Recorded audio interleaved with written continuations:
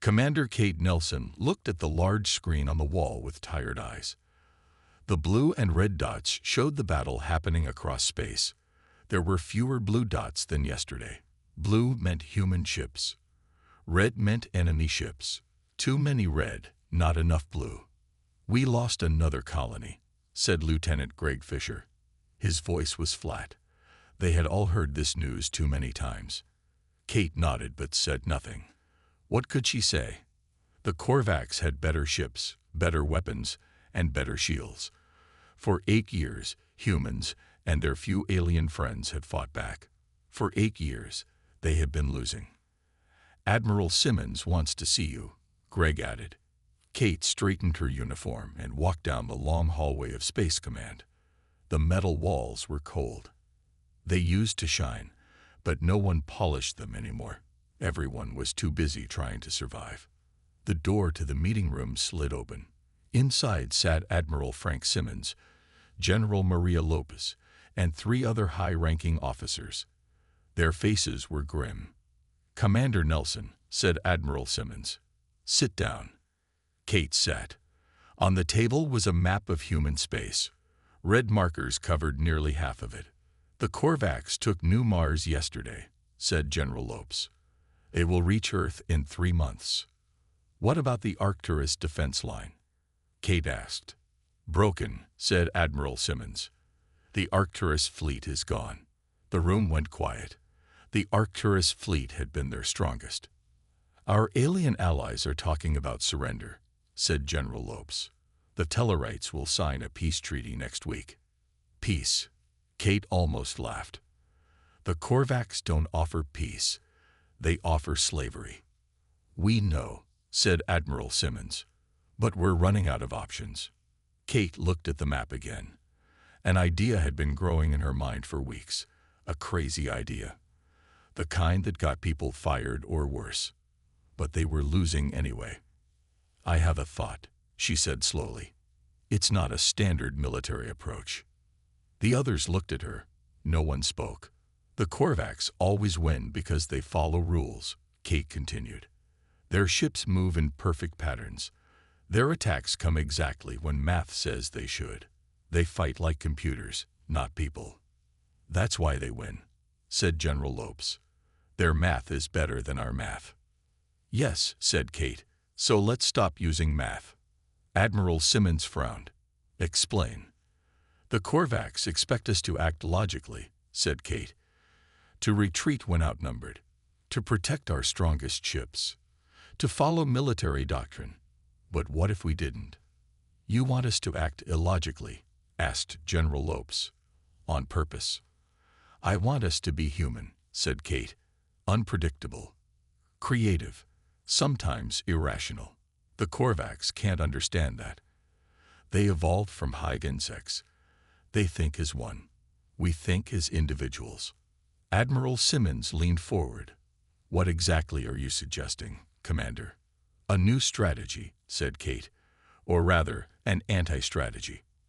I've been working with Lieutenant Commander Jack Harrison from Science Division. He has some ideas that sound crazy but might just work." "Harrison?" Admiral Simmons raised an eyebrow. "The astrophysicist?" "Yes," said Kate. "He's been studying Korvax battle patterns. He thinks their weakness is their perfection. They can't handle chaos." General Lopez shook her head. "This sounds like desperation." "It is desperation," Kate admitted. "But what else do we have? Our conventional tactics are failing. In 3 months, the Korvax will be orbiting Earth. We need to try something new." Admiral Simmons was quiet for a long moment. The others watched him. Finally, he nodded. "Bring Harrison to my office tomorrow morning," he said. "I want to hear these ideas." "Thank you, sir," said Kate. "Don't thank me yet," said Admiral Simmons. "If this fails, we'll be remembered as the leaders who lost Earth because we abandoned military doctrine for chaos." "And if it works?" Kate asked. Admiral Simmons almost smiled. "Then we'll be remembered as the ones who changed the rules." The next morning, Lieutenant Commander Jack Harrison stood nervously in Admiral Simmons' office. He was not used to speaking to such important people. Jack was a scientist, not a soldier. He spent his time with stars and numbers, not battle plans. "Explain your theory, Harrison," Admiral Simmons said. His voice was rough from too little sleep and too much worry. Jack took a deep breath. The Korvax are perfect fighters because they think like computers. They calculate every move to be the most efficient. Their ships move in patterns based on mathematical formulas that have worked for centuries. "We know this," General Lopes said impatiently. "That's why they're winning." Jack nodded. "Yes, but there's something they don't understand. Humans are messy." The room was silent. Jack continued quickly. "I mean, we don't always follow the most logical path. We take risks. We have hunches. We do things that don't make sense on paper, but work in real life." Commander Kate Nelson nodded encouragingly. "Go on." Jack pointed to a screen showing previous battles. "Look at how the Korvax respond when our ships do something unexpected. Even a small surprise causes a delay in their reactions. They have to recalculate." Jack changed the image to show a recent skirmish near Saturn. Here, Captain Ryan's ship lost engine control and spun randomly through the Korvax line. For 12 seconds, the entire Korvax formation paused. They couldn't predict where the ship would go next. 12 seconds is not much, General Lopes said. "In space battle, it's forever," Kate said quietly. Jack nodded. "Exactly. The Korvax expect us to follow rules of engagement, to retreat when outnumbered, to protect damaged ships, to focus fire on their weakest points. But what if we deliberately did the opposite?" Admiral Simmons frowned. "You want us to fight badly on purpose." "Not badly," Jack said. "Differently. Unpredictably. I've analyzed Korvax behavior in every battle for the past 8 years. Their weakness is their inability to handle true randomness. Their brains evolved to see patterns everywhere. When there is no pattern, they get confused." He showed another image, this time of a Korvax ship captured 2 years ago. Their neural structure is built for order. Their weapon systems are designed to counter logical attacks, but they struggle against chaos. "So what exactly are you proposing?" Admiral Simmons asked. "A complete change in how we fight," Jack said. "No more standard formations. No more predictable tactics. I want ships to move randomly, attack unexpected targets, retreat when they have the advantage, and push forward when logic says they should fall back." General Lopes laughed bitterly. "You want us to throw away centuries of military doctrine and just, what? Act crazy?" "Not crazy," Jack said firmly. "Creative. The Korvax conquered 17 species across the galaxy. Every one of them fought logically, and every one of them lost. Humans are different. We thrive in chaos." Admiral Simmons was quiet for a long moment. Then he asked, "How would this work in practice?" Jack smiled slightly. "I've developed what I call the Chaos Protocol. It uses randomized command structures and unpredictable movement patterns. In simulations, it reduced our losses by 40% against Korvax-style opponents." "Simulations aren't real battles," General Lopes warned. "No," Jack agreed, "but they're all we have. The Korvax are 3 months from Earth. What do we have to lose by trying?" Admiral Simmons looked at each person in the room. No one spoke against the plan. Finally, he nodded. "We'll test it," he said. "One fleet, one battle. If it works, we expand. If it fails—" He didn't finish the sentence. Everyone knew what failure meant now. "Captain Diane Scott has a small fleet near Jupiter," Kate suggested. "She's innovative, adaptable. She could implement the Chaos Protocol." "Make it happen," Admiral Simmons ordered. "And Harrison?" "Yes, sir." Jack stood straighter. "If this works, you've saved humanity. If it doesn't—" Admiral Simmons almost smiled. "Well, we were losing anyway." Jack nodded. As he left with Kate, he wondered if he had just given humanity its last hope, or led them to a quicker defeat. Either way, the rules of war were about to change. Captain Diane Scott looked at the strange battle plan again. She wasn't sure if it was genius or madness. Maybe both. "You want us to ignore standard battle formations," she said to Jack Harrison, who stood nervously on her ship's bridge, "and attack in random patterns." "Not completely random," Jack explained. "That would be chaos without purpose. This is controlled unpredictability." Diane wasn't convinced, but she had her orders. Her fleet was small, just 12 ships that had survived the last year of brutal fighting. They were currently hiding in the shadow of Europa, one of Jupiter's moons. "The Korvax battle group will pass through this area in 6 hours, Jack said, pointing to the map. "They don't know we're here." "We should have the element of surprise," Diane agreed. "But even so, their ships outnumber us 2 to 1, and their technology is better." Jack nodded. "Which is why fighting them normally would be suicide. But the Chaos Protocol gives us a chance." For the next 5 hours, Jack explained his plan to Diane's captains. Some laughed. Others looked angry. But all listened. "This goes against everything we've been taught," said Captain Luis Ortiz of the scout ship Falcon. "That's exactly the point," Jack replied.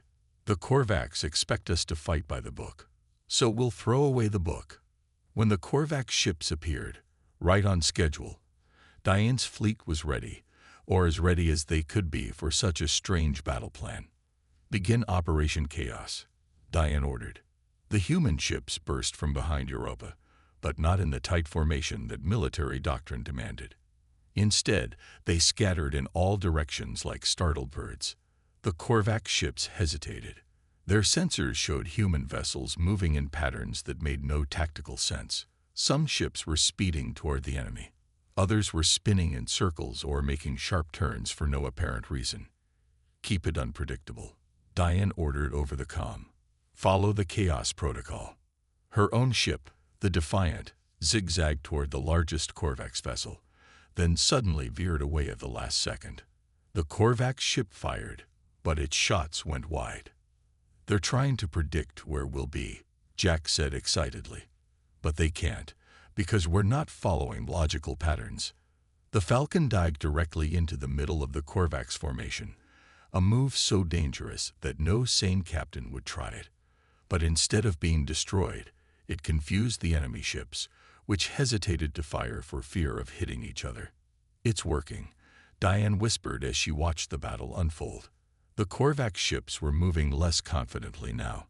Their perfect formation was breaking apart as they tried to respond to the humans' erratic movements. 3 hours later, the battle was over. The Korvax had retreated. Out of Diane's 12 ships, 10 still remained, a miracle compared to recent battles where human losses were usually total. "We didn't exactly win," Diane said as they regrouped. "But we survived. And we made them retreat." Jack could barely contain his excitement. "This proves the theory.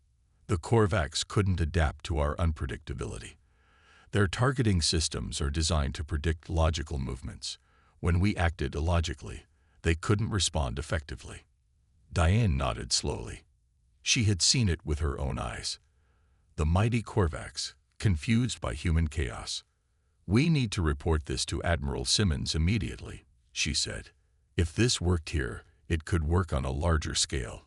As the fleet headed back to the main base, word spread quickly among the crew. For the first time in years, there was hope in their voices.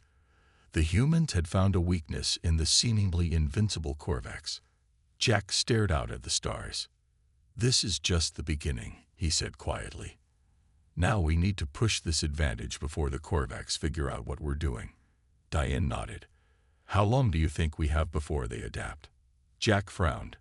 "I don't know. But we need to act fast. The next battle will be even more important." Neither of them knew that, aboard the retreating Korvax command ship, Supreme Tactician Zolvek was already reviewing the battle footage with growing concern. News of Captain Diane Scott's victory spread quickly through the human fleet. Admiral William Price, who commanded the remaining Earth defenses, called an emergency meeting with all his captains. "The Chaos Protocol works," he told them, showing footage from the Jupiter battle. Small ships moving in unpredictable patterns confused the Korvax targeting systems. For the first time in this war, we have an advantage. The captains watched with growing hope as they saw how the human ships had baffled the enemy. One by one, they agreed to adopt the new strategy. Meanwhile, deep in space, aboard the massive Korvax command ship, Supreme Tactician Zolvek studied the same battle footage. His large, insect-like eyes narrowed as he watched the strange movements of the human vessels. Most unusual, he said to his second-in-command, Rentok. The humans have changed their tactics. Rentok clicked his mandibles in dismissal. They are simply becoming desperate. Their defeat is inevitable. But Zolvek was not convinced. The Korvax had conquered 17 species across the galaxy. All had fought according to logical principles of warfare. All had eventually fallen to superior Korvax technology and battle algorithms. Humans, however, had lasted longer than most. And now this strange new behavior troubled him. Their movements follow no pattern I can detect, Zolvek said. Our targeting computers show a 42% decrease in accuracy against these new tactics. A temporary setback, Rentok insisted. Our systems will adapt. Zolvek turned to his tactical display, where dozens of Korvax fleets moved in perfect formation through human space. Their advance had been steady and unstoppable for years. But now, for the first time, there was a disruption. We must study this new human strategy, he decided. Call a meeting of the War Council. The Korvax War Council consisted of the 12 highest-ranking tacticians in the Dominion fleet. They gathered in the circular chamber aboard the command ship, their tall, angular bodies forming a perfect circle around the central display. Zolvek showed them the Jupiter battle. The humans have developed a new way to fight, he explained. They no longer follow standard battle doctrines. They move chaotically, unpredictably. They are simply being irrational, said one council member. It is the behavior of a species facing extinction. Perhaps, said Zolvek. But what if there is purpose in their chaos? What if they have identified a weakness in our approach? This suggestion caused a wave of clicking sounds, the Korvax equivalent of laughter. We have no weaknesses, said another council member. Our battle systems are perfect. Zolvek was not so sure. The Korvax had evolved from hide insects. Their strength came from perfect coordination, from each individual knowing exactly what the others would do. Chaos was alien to their nature. I recommend caution, Zolvek said. We should update our targeting algorithms to account for these new human tactics. Unnecessary, declared the head of the War Council. Continue the advance as planned. If the humans wish to die in disorder rather than in proper formation, we will accommodate them. The meeting ended, but Zolvek remained troubled. In his quarters, he reviewed the battle footage again and again. There was something about the human movements that bothered him, a sense that what looked like chaos might actually be a new kind of order, one the Korvax could not yet understand. Back on Earth, Admiral Price was expanding the Chaos Protocol to all remaining human ships. For the first time in years, the daily briefings contained good news. 3 more skirmishes had ended with Korvax retreats. A small human fleet had even managed to liberate a mining colony on Ganymede. We still face overwhelming odds, Admiral Price told his officers, but we have found a way to fight back. The Korvax cannot predict us anymore. As he spoke, Jack Harrison was already working on expanding his theory, hunched over computers with Dr. Laura Bennett from Alliance Intelligence. Together, they were about to discover something even more important about their enemy. Dr. Laura Bennett had been studying the Korvax for years. As the head of Alliance Intelligence, she had access to all captured Korvax technology, and the few Korvax prisoners humans had managed to take alive. What she discovered in her lab that night made her heart race with excitement. "Jack, look at this," she said, pointing to her screen. Lieutenant Commander Jack Harrison moved closer to see brain scans of a Korvax soldier. "What am I looking at?" he asked. "The Korvax brain structure," Laura explained. "See these patterns? Their neural pathways are completely different from ours. They evolved from hive insects, remember? Jack nodded. That's why they coordinate so well in battle. Yes, but there's more, Laura said. Their brains physically cannot process true randomness. They are hardwired to find patterns, even when none exist. When faced with something truly random, their neural activity shows signs of distress. Jack's eyes widened. So when our ships move unpredictably, it doesn't just confuse their targeting systems, Laura finished. It actually causes psychological distress to the Korvax themselves. This discovery changed everything. Over the next few days, Laura and Jack developed what they called the Chaos Protocol 2.0. It wasn't just about random ship movements anymore.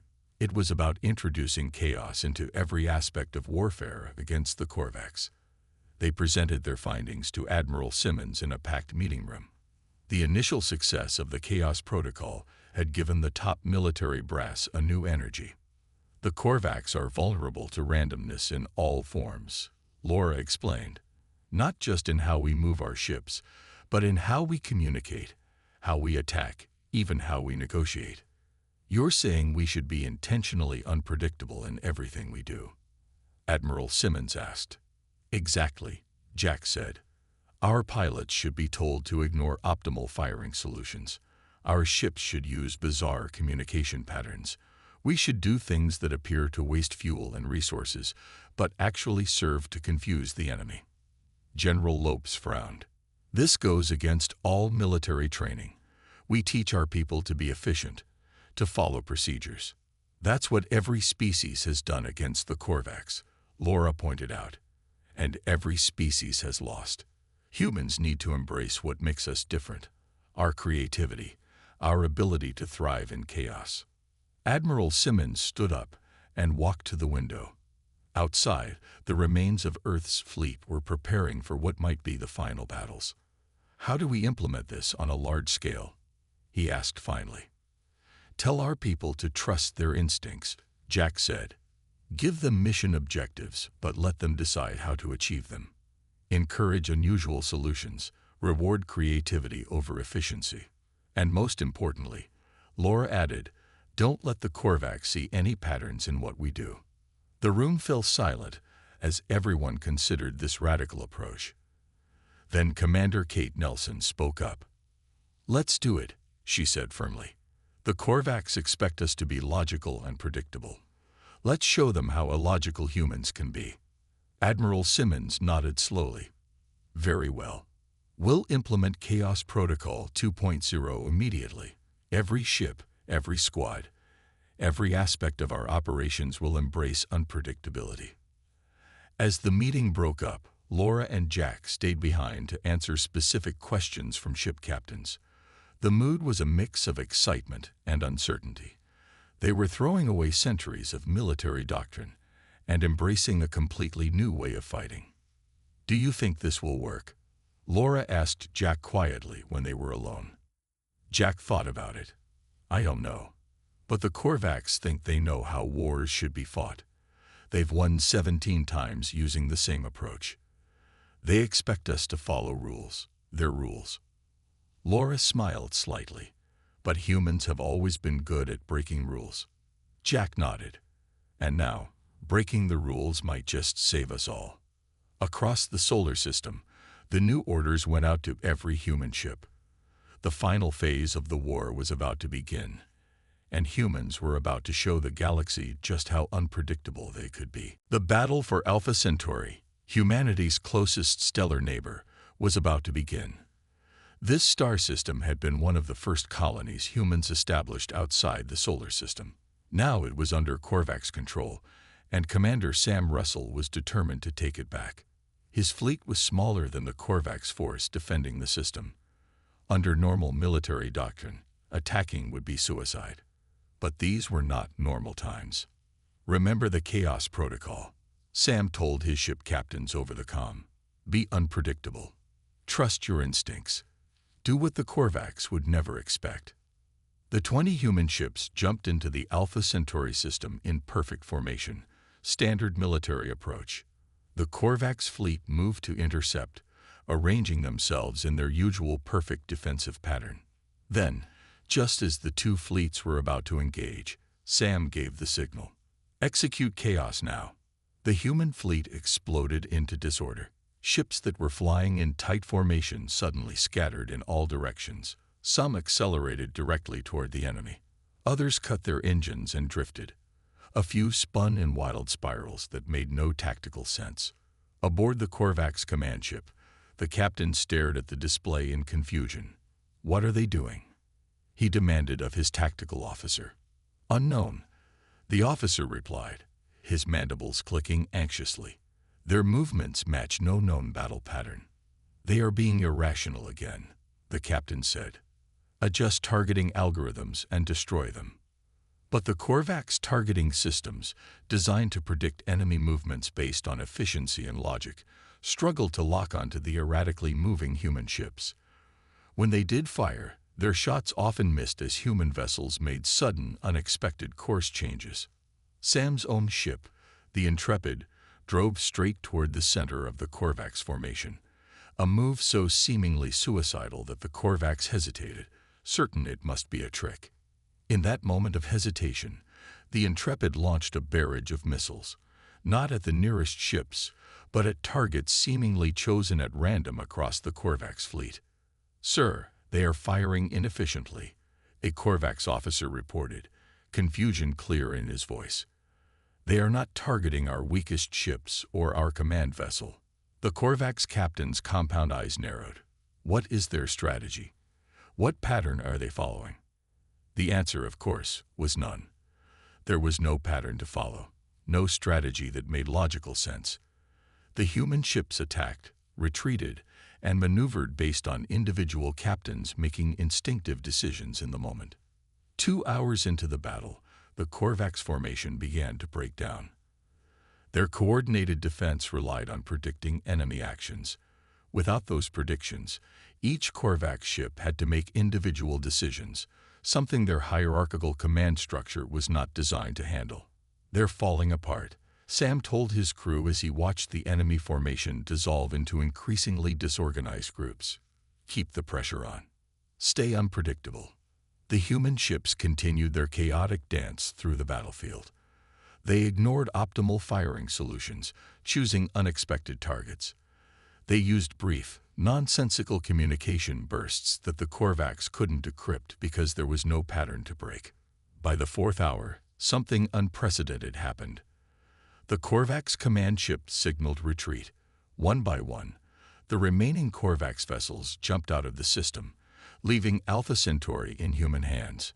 The celebration aboard the human ships was tempered by their losses. 8 of their 20 ships had been destroyed. But compared to the complete annihilation they had come to expect in battles against the Korvax, this was a stunning victory. We did it, Sam said quietly as he looked at the blue-green planet of Alpha Centauri's main colony. We actually drove them back. His communications officer turned to him with an expression of disbelief. Sir, we're receiving messages from the surface. There are survivors in the colony. The Korvax didn't eliminate the population. This was another surprise. The Korvax typically removed all inhabitants from conquered worlds. Something about this new human fighting style had disrupted their standard procedures. Sam smiled grimly. The rules are changing, he said. And for once, we're the ones changing them. As news of the victory spread across human space, hope began to grow. For the first time in years, humanity could see a path to survival. Dr. Laura Bennett looked at her team of scientists and intelligence officers. After the victory at Alpha Centauri, Admiral Simmons had given her free rein to push the psychological advantage against the Korvax even further. The Chaos Protocol works in battle, she told them. Now we need to extend it to all areas of contact with the Korvax. Over the next week, Laura developed what she called psychological warfare against the Korvax. It was unlike any method humans had tried before. When the Korvax opened communication channels after losing 3 more battles, Laura was ready. She had selected human negotiators not for their diplomatic skills, but for their creativity and unpredictability. The first meeting took place via video link. The Korvax representative, a tall insect-like being with compound eyes, began with a formal greeting. "The Dominion proposes terms for human surrender," the Korvax said.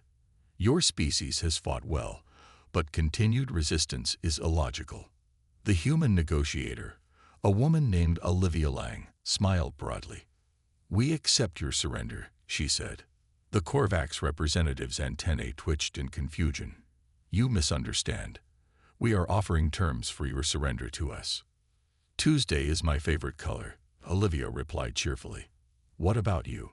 The Korvax representative froze, its compound eyes flickering rapidly as it tried to process this completely illogical response. "Your statement does not follow standard communication protocols," it finally said. "Exactly." Olivia nodded. "Neither does our new way of fighting. Are you enjoying that?" The Korvax ended the transmission abruptly. Laura, watching from a nearby room, smiled. The confusion on the alien's face had been exactly what she hoped for. "They can't create a model to predict our behavior if our behavior makes no sense to them," she explained to Admiral Simmons later. "Every illogical communication causes them distress." Meanwhile, Captain Alan Murphy led a small team on a different kind of mission. They had infiltrated the Korvax communication network through a captured relay station.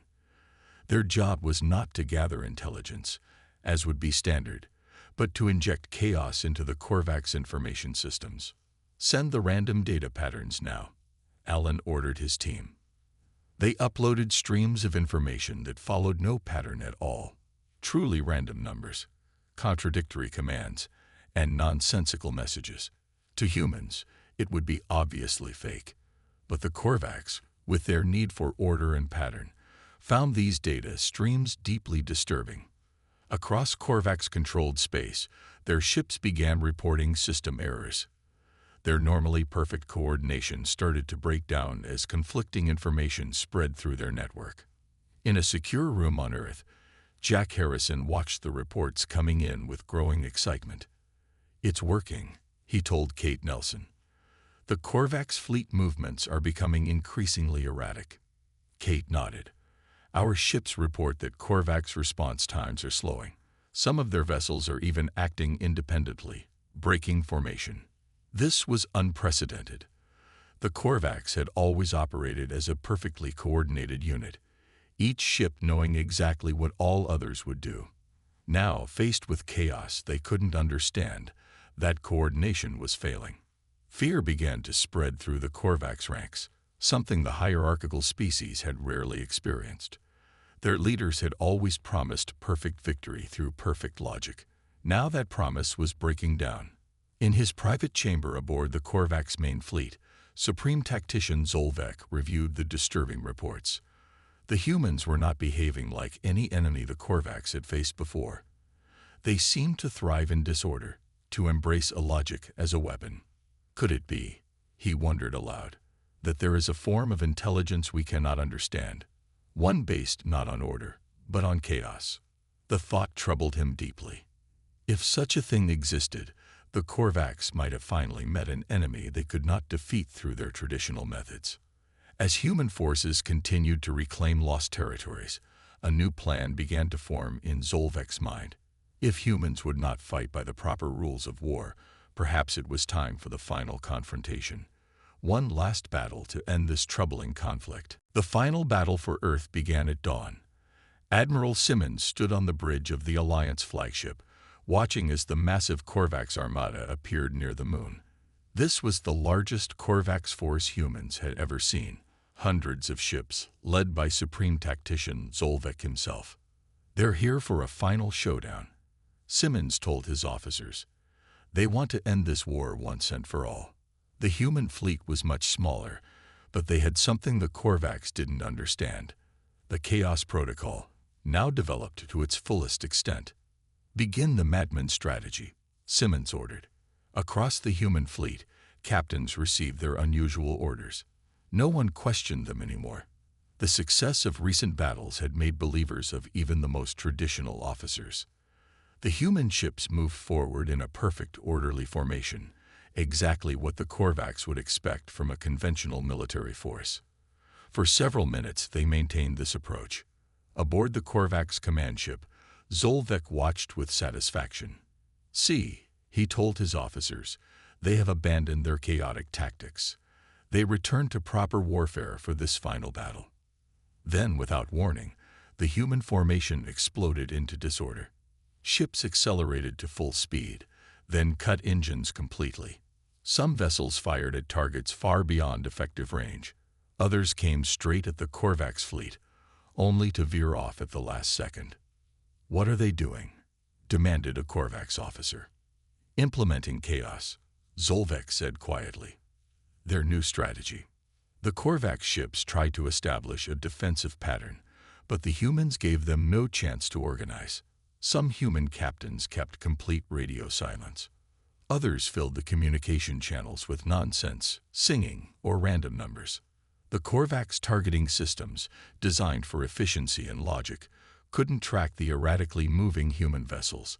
When they did lock on, the humans would suddenly change course in ways that wasted fuel but saved their ships. 2 hours into the battle, the Korvax formation began to break down. Their networked systems, designed for perfect coordination, became their downfall when faced with human chaos.